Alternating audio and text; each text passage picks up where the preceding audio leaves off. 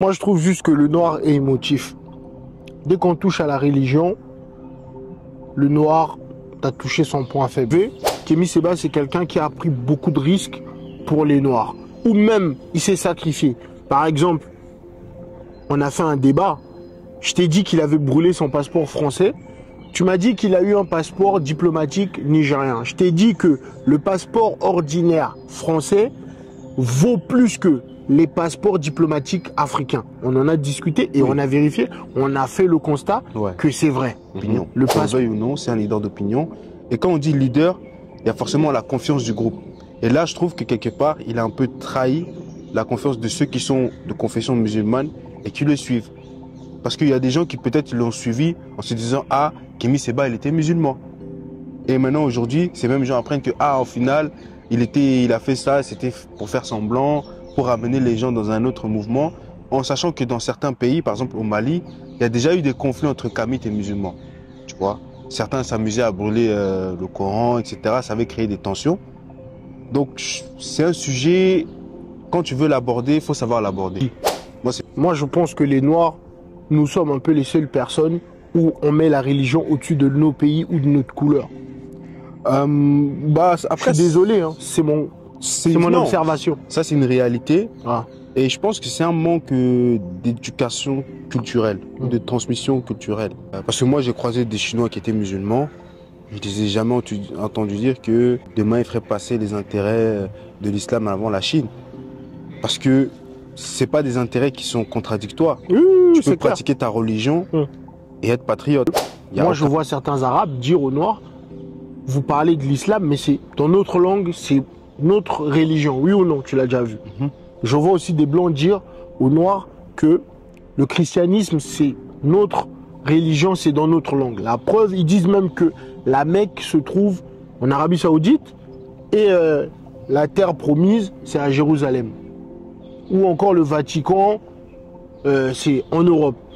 Aujourd'hui, je ne sais plus situer Jérusalem entre la Palestine ou Israël. Ça, c'est aux gens de dire parce que j'ai l'impression que l'histoire, elle a été falsifiée. Donc, je ne veux pas rentrer dans ça. Mais c'est pas en Afrique. Est-ce que tu ne penses pas que nous, les Africains aussi, nous avons notre terre promise?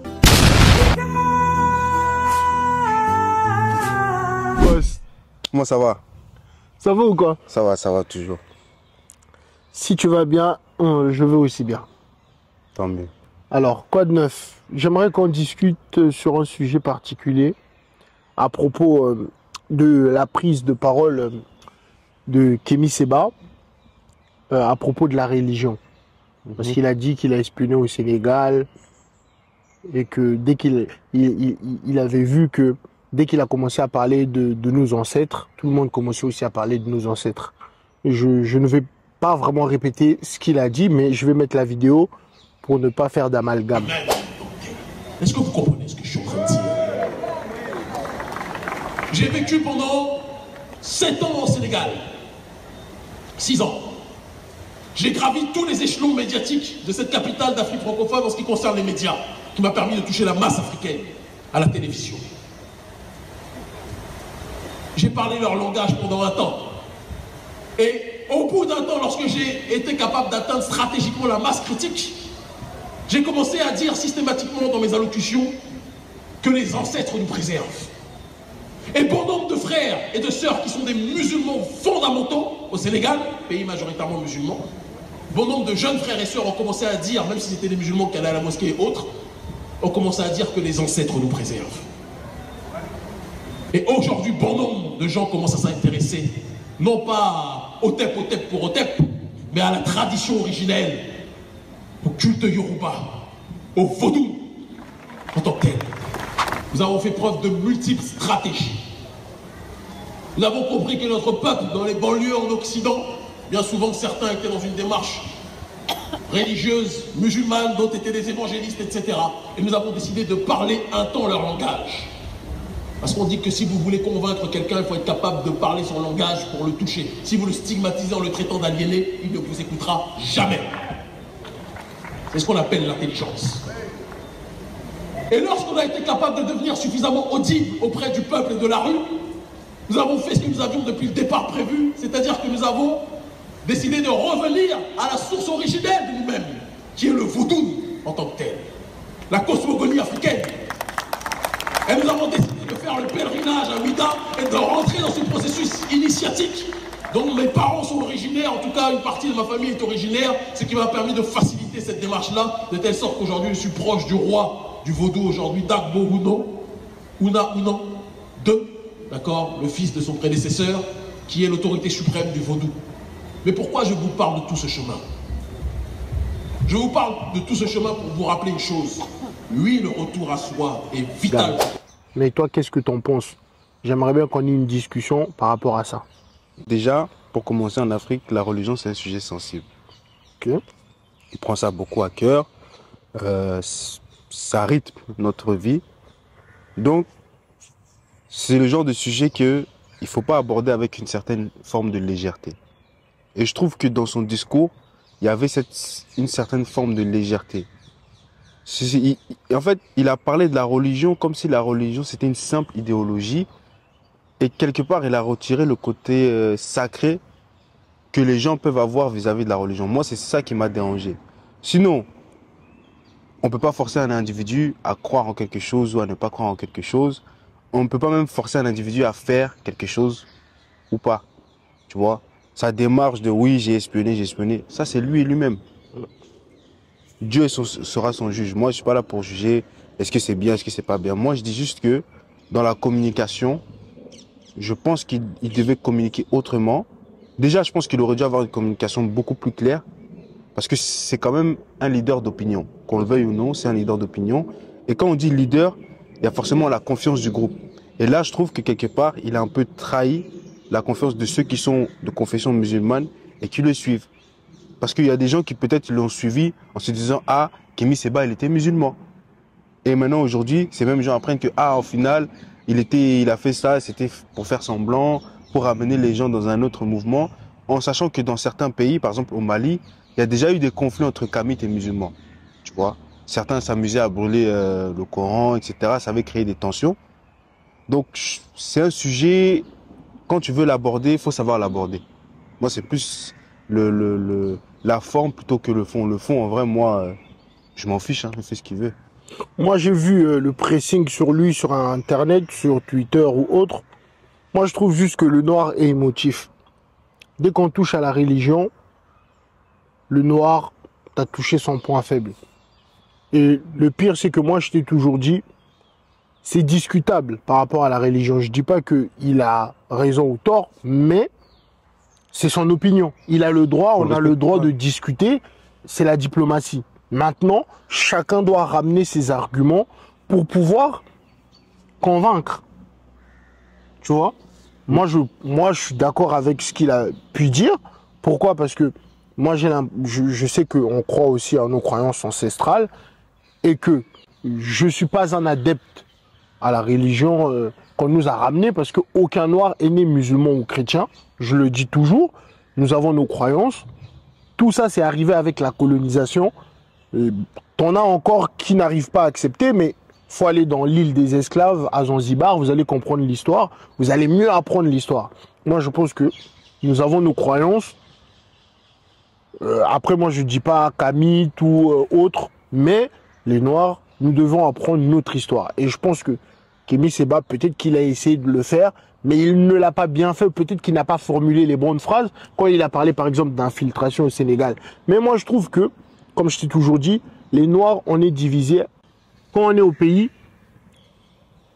c'est le tribalisme, tu vois. Ah, lui, il est là-bas, moi, non. Quand on sort du pays, quand on va en Afrique, on est divisé par rapport à la religion. Ou la langue.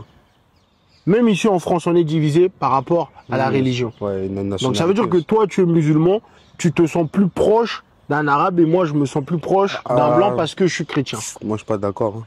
La preuve, encore une fois, que toutes ces religions, c'est personnel, moi j'assume, c'est arrivé avec la colonisation. Tu vas voir que, moi je vois certains arabes dire aux noirs, vous parlez de l'islam, mais c'est dans notre langue, c'est notre religion. Oui ou non, tu l'as déjà vu. Je vois aussi des blancs dire aux noirs que le christianisme, c'est notre religion, c'est dans notre langue. La preuve, ils disent même que la Mecque se trouve en Arabie Saoudite et la terre promise, c'est à Jérusalem. ou encore le Vatican, c'est en Europe. Aujourd'hui, je ne sais plus situer Jérusalem entre la Palestine ou Israël. Ça, c'est aux gens de dire parce que j'ai l'impression que l'histoire, elle a été falsifiée. Donc, je ne veux pas rentrer dans ça. Mais c'est pas en Afrique. Est-ce que tu ne penses pas que nous, les Africains aussi, nous avons notre terre promise? Après, Par rapport à ce que Kémy Seba a dit, en gros.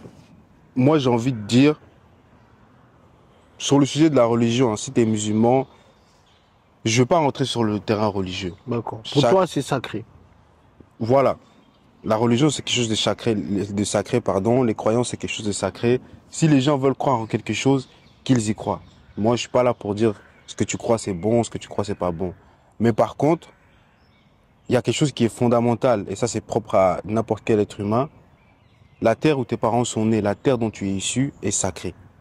Ça, tu vas dans n'importe quel texte religieux. Quand Dieu dit honore, tu honoreras ton père et ta mère.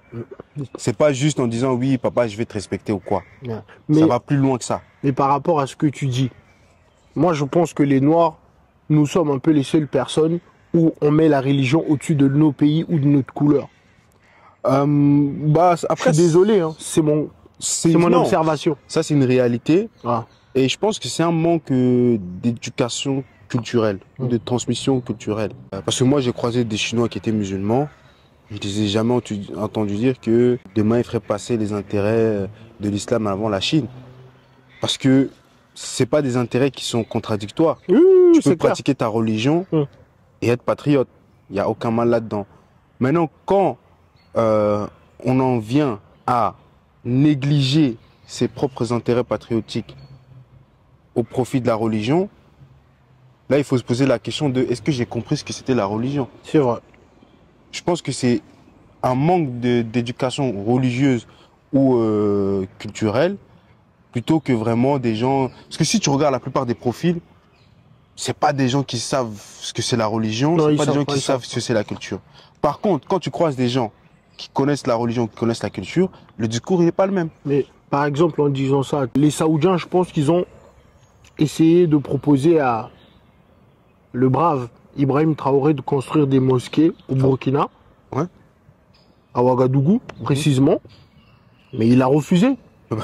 Parce que lui, il connaît très bien le jeu de ces monarchies-là. Voilà, parce que tu vois, ces gens-là, ils sont venus, ils nous vendent beaucoup la religion, ils prônent beaucoup la religion, mais à travers la religion, ils profitent aussi pour faire mal à nos pays. Tu sais, je vais te révéler quelque chose. Le Qatar finance le terrorisme. Oui, mais ils sont pas seuls. L'Arabie Saoudite aussi, Dans la France aussi, les États-Unis, il y a plein je de crois que pays. c'était en 2017, je t'enverrai l'épreuve. En 2017 ou en 2018, le ministre des Finances du Qatar, il va ordonner un virement de 4 millions d'euros à une ONG au Mali. Et ça va être approuvé par l'émir du Qatar lui-même. Et le motif, c'est soutenir l'ONG. Mais le motif derrière, la véritable raison, c'était pour financer des organisations terroristes. Donc, faut bien que les Africains aussi comprennent une chose. C'est que la religion peut être aussi un outil d'influence. Aujourd'hui, quand vous regardez les médias, que ce soit en Ukraine, en Palestine, c'est le cas. Au Congo, on parle souvent de l'influence. Même là, par exemple, la France. On dit quoi? On dit la France a perdu son influence au Sahel. Oui. On parle d'influence. Et quand on dit influence, c'est influence sur la conscience, l'état d'esprit. Oui. Donc, toute chose à laquelle vous croyez, ou que vous pensez connaître, ou à laquelle vous êtes attaché, peut être utilisée contre vous. Oui. Ça s'appelle la manipulation. Donc, il faut pas non plus être naïf en disant oui, si les Saoudiens ils viennent chez nous pour construire des mosquées, c'est bien, nanani. Il faut se demander. En fait, quand quelqu'un vient chez toi. Non, mais en Afrique, frère, les infrastructures, c'est en retard. Ils peuvent construire des routes. Voilà. Construire. Pourquoi? Parce que voilà, si vous allez en Arabie Saoudite, je pense pas que vous pouvez trouver plus de mosquées que d'écoles là-bas. Pourtant, c'est un pays musulman. Voilà, des écoles. Donc, pourquoi eux, ils viennent pas avec cette idée-là de dire, OK, on va construire des écoles? Mais parce qu'ils sont dans une déstabilisation. C'est une stratégie d'influence. Ils viennent en utilisant l'islam. Voilà. Oui. Après, chaque puissance a sa stratégie d'expansion. Il y a des puissances pour lesquels déstabiliser, c'est leur stratégie. Pour d'autres, c'est la coopération. Je prends par exemple le cas de la Chine. Après, il faut savoir que aucune puissance n'est parfaite. Si tu fouilles bien, n'importe quelle puissance dans un secteur géographique donné, elle va chercher à déstabiliser. Mais aujourd'hui, ok, on a parlé d'Arabie Saoudite, tout ce que tu veux, Qatar, tout ce que tu veux. Mais est-ce que tu peux me citer un seul pays en Afrique subsaharienne qui a réussi grâce à la religion, que ce soit le christianisme ou l'islam? Ben, je vais même aller plus loin. Est-ce qu'un seul pays au monde a réussi grâce à la religion? Non. Tu vois, donc c'est pas la réussite d'un pays, c'est pas une question de religion. Oui, mais sauf que nous, aujourd'hui, nos pays, comme je t'ai dit tout à l'heure, que les Noirs, ils mettent la religion plus que leur pays ou même plus que leur couleur de peau. Moi, je suis désolé. Il y a un homme que j'aime beaucoup depuis mon enfance. Si je fais des vidéos ou si je suis aussi dans le business et que j'ai été fier d'être africain, je marchais dans toutes les rues, c'est grâce aussi à un homme comme Alpha 520. Ouais. Tu vois. Mais lui, il disait qu'il était musulman avant d'être noir. J'ai été d'accord avec tout ce qu'il disait, sauf ça. Comme je t'ai dit, aucun noir est né musulman ou chrétien. Ouais, mais avec Alpha 520, enfin, Ousmane Badara, du coup, il faut faire attention. Ousmane Badara, il faut faire attention. Parce que lui, son discours, c'est pas le même discours que certains ont et qu'on va qualifier de noir-arabe. Lui, il se dit musulman avant d'être noir, mais il se dit aussi musulman noir. Parce que quand tu regardes les discours d'Alpha 520, c'est l'un des premiers que j'ai entendu à dire que nous, en tant qu'Africains et musulmans, on devait avoir nos propres institutions religieuses et arrêter de entre guillemets, baisser la tête devant les Arabes. Mais pourquoi? C'est un des premiers. Parce que lui, il sait que non, la religion, c'est la religion. Tout ce qui vient autour là, entre guillemets, c'est des foutaises. La religion, c'est la religion. Tout le monde sait, voilà, bon comportement, prier Dieu, etc. Que tu sois chrétien, juif, ça, on sait. Mais tout ce qui va venir autour, tout ce qui va être influence, oui, on va vous former, etc. Par exemple, si je prends le cas du Mali, mais l'imam Diko, il a été formé en Arabie Saoudite. C'est un imam qui est du Coran wahhabite. Bon, quand il est revenu au Mali, qu'est-ce qu'il a fait? La déstabilisation. Okay. On peut dire que c'est un ancien de la déstabilisation. Depuis les années 90 jusqu'à maintenant, qu'est-ce qu'il a fait? Il a participé à tous les coups d'État. Ah bon. Mais est-ce que c'est ça le rôle d'un imam? Non. Envoyer les gens se faire tuer? Envoyer les gens manifester? Non, normalement. Pourquoi? Pour avoir des postes, alors qu'on sait qu'il a pris de l'argent dans chaque gouvernement. C'est ça aussi que on doit comprendre, c'est-à-dire normalement une population doit avoir un esprit critique. Mais ça c'est pas que au Mali, hein, tu sais, même dans les pays chrétiens. On parle au Congo, oui, avec les églises évangélistes, etc. Ils sont vraiment impliqués dans la politique et ça c'est vraiment un truc qui me surprend. Tshisekedi par exemple, moi je pense que ça c'est un gros défaut de Tshisekedi, c'est de s'être entouré des gens qui étaient évangélistes. Non, voilà pourquoi il s'est retrouvé à Israël. C'est même pas de sa faute à lui. C'est comme ça que ça existe depuis la nuit des temps dans leur pays, tu vois. Ouais. Ça a toujours été comme ça, même à l'époque. Il y a eu, à l'époque, en Afrique, c'était les évêques ou les abbés, on dit abbés, qui tenaient les pays, certains pays. Bah même en France, hein, jusqu'à la loi de séparation des pouvoirs, là, c'était le clergé. Donc aujourd'hui, par exemple, revenons à nos moutons, aujourd'hui, les gens qui stigmatisent, qui fustigent Kémy Séba sur les réseaux, est-ce que c'est légitime? C'est légitime si Parce que j'ai vu les gens dire que Kémy Séba, c'est un infiltré. Bah, en fait, Kémy Séba, c'est un envoyé de l'Occident. Moi, je ne suis pas sûr. Comme je t'ai dit, en privé, Kémy Séba, c'est quelqu'un qui a pris beaucoup de risques pour les Noirs. Ou même, il s'est sacrifié. Par exemple, on a fait un débat. Je t'ai dit qu'il avait brûlé son passeport français. Tu m'as dit qu'il a eu un passeport diplomatique nigérien. Je t'ai dit que le passeport ordinaire français vaut plus que les passeports diplomatiques africains. On en a discuté et on a vérifié. On a fait le constat que c'est vrai. Le passeport ordinaire français pèse plus que les passeports diplomatiques africains. Sauf les Seychelles. Et quoi qu'on dise. Bah, c'est en Afrique, mais... tu vois, donc c'est... Est-ce que tu penses que c'est vraiment un infiltré? En fait, la question, c'est pas est-ce que je pense que c'est un infiltré. La question, c'est est-ce qu'aujourd'hui, je peux me dire que Kémy Séba, c'est quelqu'un de fiable pour représenter la voix de la jeunesse africaine. Parce que son discours, en plus, malheureusement, défaut de communication, c'est lui-même qui a utilisé le terme infiltré. Normalement, il ne devait pas dire ça. Il aurait dû, après ça c'est mon côté communicant, mais il aurait dû dire j'ai été musulman à un moment donné, je sais de quoi je parle, etc. Amener la chose autrement. Plutôt, il aurait dû raconter une histoire plutôt que faire comme si il faisait un bilan de sa mission.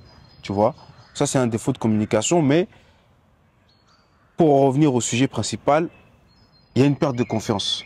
Ok. Tu vois, moi c'est pas une question de ouais, est-ce que c'est un infiltré ou pas, c'est on n'a pas confiance en lui. Et tu sais, dans un groupe, vous avez plus ou vous avez pas? On n'a plus confiance en lui. Ok. Parce que c'est vrai, on va pas cracher sur les sacrifices qu'il a pu faire, brûler son passeport français, renoncer à sa nationalité, avoir fait plusieurs fois la prison, que ce soit en France ou au Sénégal, etc. Il s'est sacrifié pour la communauté. À chaque fois qu'il voyage dans des pays qui lui sont hostiles, c'est compliqué, tu vois. Ça, on reconnaît. Tu vois, tout ce qu'il fait pour la communauté, ça, on reconnaît. Maintenant, moi, j'ai toujours dit, quand tu es un leader, tu as des responsabilités. Il y a des choses que tu dois pas dire, il y a des choses que tu dois pas faire. Il y a des endroits où tu dois pas aller. Oui, mais est-ce que en tant que leader, il y a aussi des risques qu'il doit prendre pour que tu dois les prendre autres tes responsabilités, mais comprennent. tu dois le faire de la bonne manière. Je pense même s'il aurait vraiment voulu le dire, il aurait dû même attendre un peu plus longtemps avant de le dire comme ça. Surtout dans ce contexte-là. Il l'a pas dit dans un pays francophone, il l'a dit quand il était dans un pays anglophone. Ouais. En fait, nous, on l'a pris comment on l'a pris. Moi, je vais dire comment moi je l'ai pris. Je me suis dit, ok. Déjà, le gars, il dit que soi-disant, il nous a infiltrés. Et en plus, il vient pas nous le dire en face. Il s'en va dans un autre pays anglophone pour aller dire, ouais, j'ai fait ci, j'ai fait ça. Mais... Alors que nous, tu sais, nous, Ouais. en Afrique de l'Ouest, on est fiers. Nous, on aime bien aller au front. Genre, j'ai un problème avec toi, je te montre que j'ai un problème avec toi, tu vois. Même, tu vois, même si on s'aime pas, au moins, toi et moi, on se sait. Mais... Et là, ce qu'il a fait, on a pris ça un peu... Bon, je veux pas dire de la lâcheté, parce que Kémy Séba, c'est pas quelqu'un de lâche. Mais ça laisse, tu vois, ça laisse à désirer, tu vois. Nous, on aurait aimé qu'ils le disent, qu'ils viennent au Sénégal, au Mali, qu'ils le disent. Bon, si... Ou bien, même si c'est pas là-bas, parce que ça allait être trop tendu, au moins qu'il aille au Bénin ou dans un autre pays.